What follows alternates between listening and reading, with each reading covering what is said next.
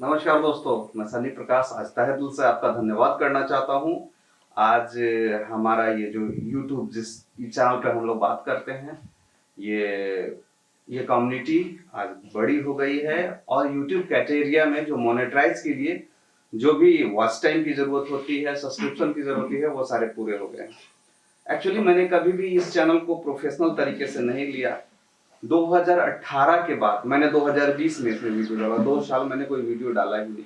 Actually क्या है कि मैं अपनी दिल की बात इस चैनल पे बोलता हूँ। इससे कहीं प्रोफेशन का, पैसे जनरेट करने का, रेवेन्यू जनरेट करने का कोई वास्ता रहा ही नहीं। अब होते होते होते होते टीम कब बढ़ गई, कब लोग पसंद करने लगे, ये मुझे तब पता चला जब यूट्यूब की ओर से कल मुझे मैसेज आता है कि आपका ये चैनल मोनेटाइज के लिए सारे पैमाने पूरे कर चुका है और आप चैनल को मोनेटाइज कर सकते हैं। तो हमने कर दिया है और अब हमारे चैनल पे ऐड और तमाम जो रेवेन्यू के प्रोग्राम होते हैं वो भी आने लगे हैं। तो हमारा कहना यह है दोस्तों कि मैंने इस चैनल को कभी भी व्यवसाय के रूप में नहीं बनाया। मैंने जब भी देखा वैसे युवाओं को देखा जो मुंबई आते हैं, दर दर की ठोकर खाते हैं, उन्हें सही तरीके से सही रास्ता नहीं मिलता है, उनके लिए मैंने ये चैनल जनरेट किया था कि वो घर पे बैठ के ही सही जानकारी लेके अपने बेस को मजबूत करके मुंबई में आ सके। हमारा यही उद्देश्य था। अभी धीरे धीरे धीरे धीरे धीरे धीरे मैं अन्य मुद्दों पर भी वीडियो बनाता रहता हूँ। अभी हमारे कुछ सोशल एक्टिविटी भी चल रही है जो आपने वीडियो में देखा होगा, जैसे गौशाला, वृद्धाश्रम, गीता पे हमने वीडियो दिया। तो ये सब चीजें हम लोग जो बेसिक है, जो हमारा धर्म है, हमारे मेन बुनियादी चीजें हैं, उनको भी मजबूत करना बहुत जरूरी है दोस्तों। आप कभी भी अगर आज का दुनिया जिस तरीका से अंधा युग की तरह वो पैसे के पीछे भाग रहा है, तो पैसा उससे आगे भागेगा। पैसा कभी कभी भी पैसा कमाने जाओगे तो पैसा आपके पास नहीं आएगा, नहीं टिकेगा। अगर आपका एक उद्देश्य होगा समाज कल्याण, तो फिर आपका नाम शोहरत के साथ पैसा भी आपको मिलेगा और बहुत आसानी से मिलेगा। हमारे रतन टाटा जी उदाहरण है, जो एक इतने बड़े बिजनेसमैन होकर उनकी सादगी, उनका धर्म, उनका देश प्रेम देखने को मिलता है। तो हमेशा आप कोई भी कार्य करें, उसका उद्देश्य समाज कल्याण रखें। उसके बहुत सारे ऑफर मेरे पास आते हैं। मैं मुंबई में रहता हूँ और इस लॉकडाउन के दौरान भी मैंने फिल्में बनाई है और वैसे समय पे फिल्में बनाई है जब ओटीटी का जमाना था। लोग कहते थे सनी जी क्या कर रहे हैं आप, अभी आपको ओटीटीज को ज्वाइन करना चाहिए। और ओटीटीज में बोल्ड कंटेंट आते थे, वायलेंस वाले कंटेंट आते थे, नंगापन का समय चल रहा था। वैसे समय में मैंने एक फिल्म बनाई थी पश्चाताप, जिसमें एक लड़की को सावित्री के रूप में दिखाया गया था। उसके पति और उसके पुराने शादी से पहले की जो लाइफ है, उसके एक प्रेमी प्रेमिका का प्रेम और उसके बाद एक शादीशुदा जिंदगी की जिम्मेवारियां। मैंने उसमें भी लड़की को ऑब्जेक्ट बना के नहीं दिखलाया, मैंने उसको नायिका बना के दिखलाया। उसके बाद मैंने परवाह मूवी बनाई जिसमें पुत्री के प्रेम को, उसके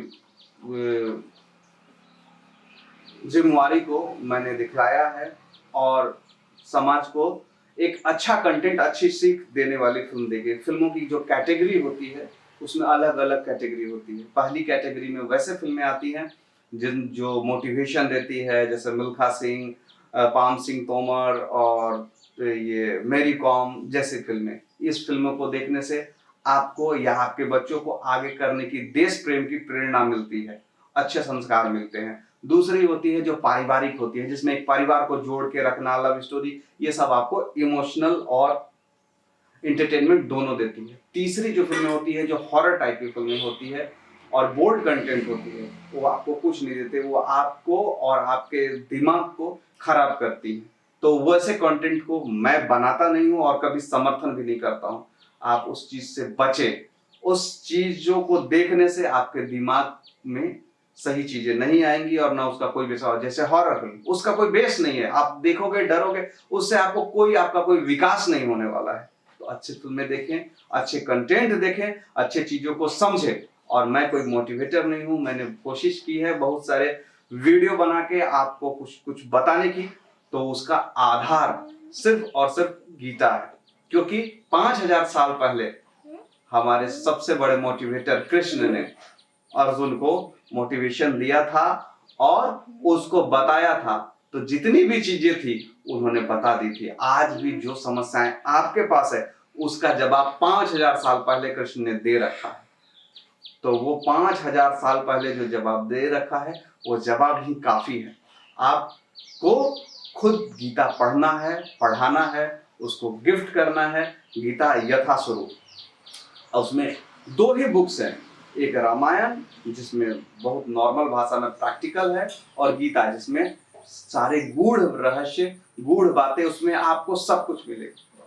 उसमें आप धनवान बन सकते हैं, उसमें आप हेल्दी बन सकते हैं, उसमें आप आपकी संस्कृति विकसित हो सकती है, आपका सब कुछ, सारी समस्याओं का हल उस गीता में दिया हुआ है। तो उस गीता को, और हमारे लिए दुर्भाग्य की बात यह है कि कहीं भी हमारे शिक्षा से, भारतीय शिक्षा की जो प्रणाली आज चल रही है, जो मैकॉले की शिक्षा है, उसमें कहीं भी हमारे धर्म के लिए कोई स्थान नहीं है, हमारे ये 2 बुक्स के लिए कोई स्थान नहीं है। और जितना हम अंग्रेजी से पश्चिमी की ओर, पश्चिमी संस्कृति की ओर जुड़ रहे हैं, उतने ही हम ज्ञान तो, शिक्षा तो प्राप्त कर ले रहे हैं, लेकिन पढ़े लिखे अनपढ़ हो जा रहे हैं।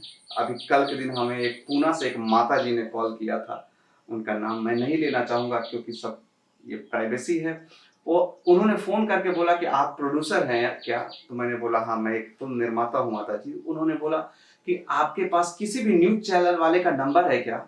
मैं बोला क्या हो गया, बताइए, आप अपनी प्रॉब्लम बताइए।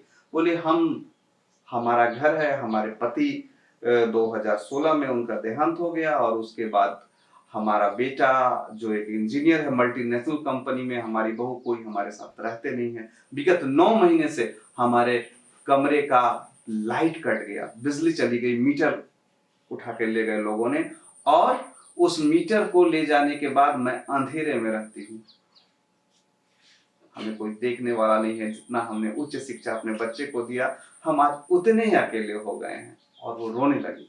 मैंने उनको सांत्वना दी, और मैं इस संडे को उनसे मिलने जा रहा हूँ, और हमारे वृद्धा आश्रम का जो शुरुआत हो रहा है, उनका पहला सदस्य मुझे मिल चुका है।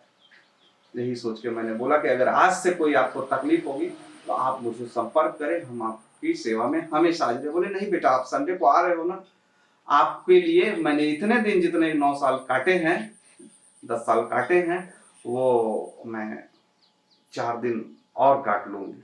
तो ये चीज होती है।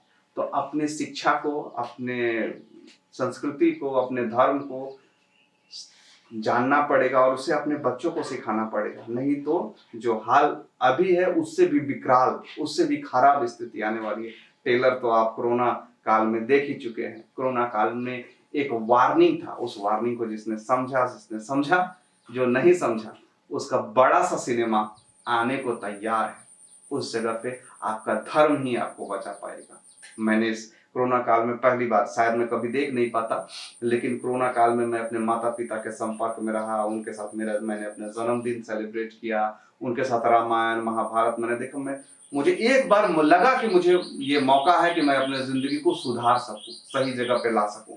और उसके बाद मैं मुंबई में रहते हुए मेरे ऑफिस से दूर 40 मिनट की दूरी पे, विरार के बाद पालघर जिले में, मैं ये फार्म हाउस पे रहता हूँ, प्रकृति के साथ रहता हूँ। यहाँ गौ माता की सेवा होती है, बड़ा सा जगह है, फार्मिंग सब कुछ। क्योंकि मुझे ये बात समझ में आ गई कि हमें अपने इंडियन कल्चर से ही जुड़ना होगा, तभी जाकर हम सुखी होंगे और हमारा समाज सही होगा। तो ये जुड़ना पड़ेगा, क्योंकि आज आप देखो पश्चिमी संस्कृति में वहां के लोग, जिनके पास पैसा भी बहुत है और ज्ञान भी बहुत है, फिर भी वो शांति की तलाश में यहाँ इंडिया आ रहे हैं, और इस्कॉन मंदिर और जगह जगह आपको हरे कृष्णा करते हुए मिल जा रहे हैं। तो उनको भी आप ये बताओ कि महात्मा बुद्ध एक राजा के पुत्र थे, फिर भी वो अपने आत्म शांति के लिए, ज्ञान के लिए, वो अपना घर, अपना राजपाट सब कुछ छोड़ देते हैं। और आज महात्मा बुद्ध को किस जगह पे है, क्या नाम है? अगर वो राजा रहते तो क्या आज उनका वो नाम हो सकता था क्या? तो धन कोई ले सकता है, कोई लूट सकता है, कोई चोरी कर सकता है, लेकिन आपके शिक्षा, आपके संस्कार और आपके धर्म कोई नहीं ले सकता है। वो आपके हैं और वही आपके हैं। तो जितना समाज आगे बढ़ रहा है, जितनी, वो बूढ़ी माता ने मुझसे कहा कि जितनी उच्च शिक्षा मैंने बच्चे को दी, उतना जाहिल समाज तैयार हो रहा है। क्योंकि आप बचपन से ही बच्चे को भाई मैं अंग्रेजी मीडियम में पढ़ाऊंगा, और पढ़ाने के लिए अपने गांव से दूर शहर को चले जाते हैं, अपने फैमिली को लेके जाते हैं, अपने परिवार को लेके जाते हैं, और उनको कहते हैं कि हम तो बच्चे को पढ़ा रहे हैं। वहां आपका एक अलग सोसाइटी बन जाता है, और बच्चा उल्टा जो अपने दादी दादा के साथ, अपने नाना नानी के साथ शिक्षा को पाता, अपने बेसिक चीजों को समझता, कहानियां सुनता, वो अपना मोबाइल लेकर पबजी और रमी और क्या क्या खेलने में लग जाता है। तो ये शिक्षा कहां से कहां ले जा रही है, आप खुद समझ लीजिए। आपने समाज को छोड़ दिया है, आप गौ सेवा नहीं कर रहे हैं, और आप एक उच्च कोटि का कुत्ता पाल रहे हैं। तो जो कुत्ता पाल रहे हैं, मैं किसी जानवर के लिए मतलब गलत नहीं कह रहा हूं, लेकिन मैं कह रहा हूं जो गौ सेवा नहीं कर रहे हैं, जो कुत्ते का सेवा कर रहे हैं और अपने माता पिता का सेवा नहीं कर रहे हैं, वो गौ सेवा या मातृ सेवा के बारे में क्या जानेंगे। आज कुछ दिन पहले आप मदर डे पे सारे लोगों के स्टेटस में happy mother day, happy mother. ये हैप्पी मदर डे होता भी क्या है आपको पता है? पश्चिमी संस्कृति में बच्चे माँ से दूर होते हैं, माँ को समय नहीं है कि वो बच्चे के लिए अपना पूरा समय दे सके।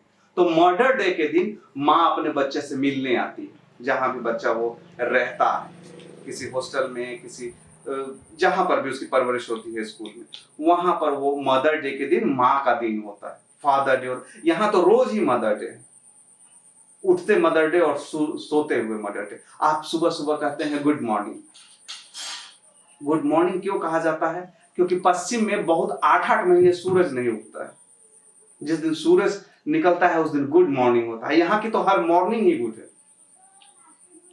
और आज के बच्चे जो हैं, अगर वो कुछ बड़े स्कूल में जाना शुरू कर देते हैं, तो वो प्रणाम करने में अपनी बेइज्जती महसूस करते हैं, बड़ों के पैर छूने में अपनी बेइज्जती महसूस करते हैं। हाय डैड, बाय डैड तक उनकी शुरुआत हो जाती है। तो ये कौन सी शिक्षा आप बच्चे को दे रहे हैं जो उससे आगे का समझ हमारा वो कर सकता है? जरा सोचने वाली बात है। बच्चे जाएंगे, शुरू में पोएम शुरू कर देंगे कि rain rain go again, rain rain go again, come again another day, little Johnny want to play. ये हमारा ये पोएम नहीं है। हमारे बच्चे कभी प्रार्थना नहीं कर सकते कि बादल तुम मत आना, जॉनी कल आना और जॉनी को आज खेलना है।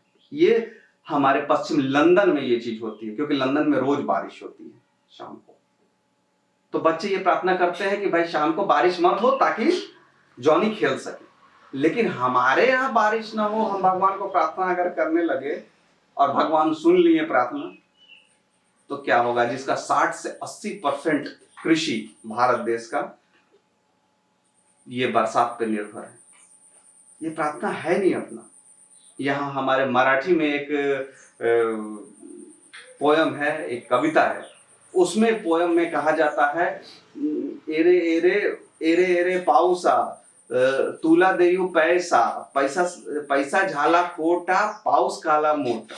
यहाँ के बच्चे पैसा दे के पाऊस को बुलाना चाह रहे हैं, बरसात को बुलाना चाह रहे हैं। ये भारत का पोयम है, ये हमारे संस्कृति का पोयम है। तो हमें अपने संस्कृति को जानना है, गीता को पढ़ना और पढ़ाना है। और ये जो 2 बुक्स हैं हमारे, रामायण और गीता, उसमें सारी चीजें हैं, सारे ज्ञान की बातें हैं। आप सिर्फ उसको रीड करें, उसको बच्चों को रीड कराएं। ऑनलाइन अवेलेबल है, फ्री में अवेलेबल है, आप सारे ज्ञान उसी में मिल जाएंगे। बाकी ये तो बेसिक शिक्षा है, ये तो पेट चलाने के लिए जरूरी है, लेकिन हमारे आत्मा के विकास के लिए हमें ज्ञान जरूरी है, और वो ज्ञान हमें सिर्फ गीता से मिलेगा। आज के लिए इतना ही। अपना कोई भी कार्य शुरू करें तो उस कार्य का उद्देश्य सिर्फ अपना पेट को चलाना, अपने आय को बढ़ाना नहीं, समाज का कल्याण रखें। देखिए आपका चौतरफा विकास, सर्वांगीण विकास होगा। नमस्कार।